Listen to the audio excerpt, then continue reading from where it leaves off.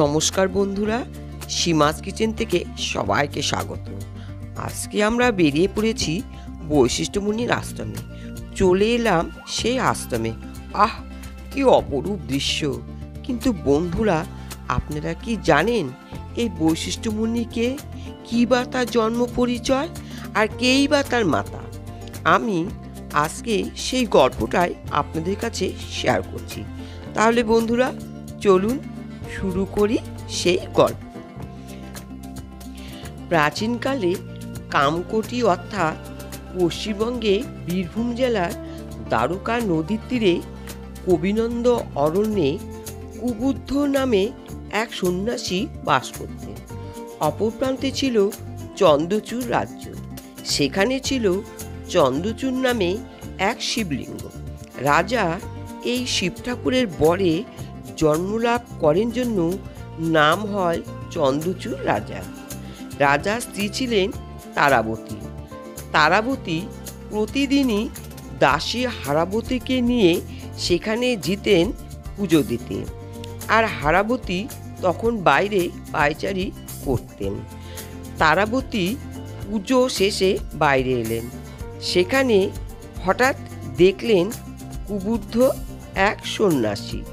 তিনি সন্ন্যাসীর কাছে গিয়ে অভ্যর্থনা জানান।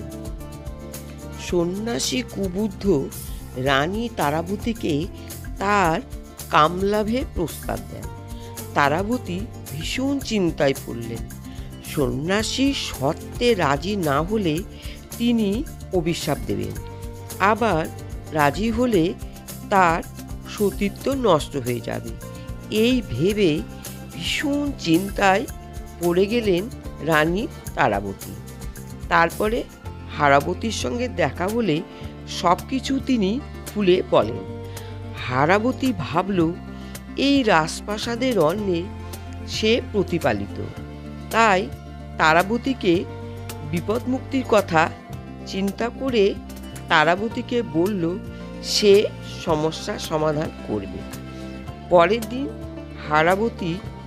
তারাবতী সেজে কুবুদ্ধ সন্ন্যাসীর কাছে উপস্থিত হয়। যা ভাবা সেই কাজ।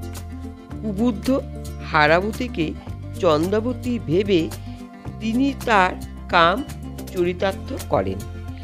1 বছর পরে হারাবতী এক পুত্র সন্তান প্রসব করেন। সেই পুত্রই হলেন বৈশিষ্ট্যমুনি। তিনি মাতা হারাবতীর অনুমতি নিয়ে তপস্যা শুরু করেন। বৈশিষ্ট্যমুনির আশ্রম ও বৈশিষ্ট্যমুনির জন্ম ইতিহাস আজকের মতো এখানেই শেষ করলাম। প্লিজ বন্ধুরা, যদি ভালো লাগে তাহলে আমার কমেন্ট বক্সে অবশ্যই জানিয়ে দেবেন, আর সঙ্গে আমার চ্যানেলটি সাবস্ক্রাইব করে দেওয়ার অনুরোধ রইল।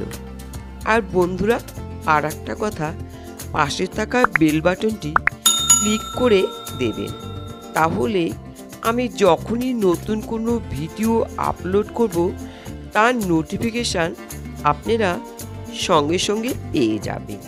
বন্ধুরা, আজকের মতো এখানেই শেষ।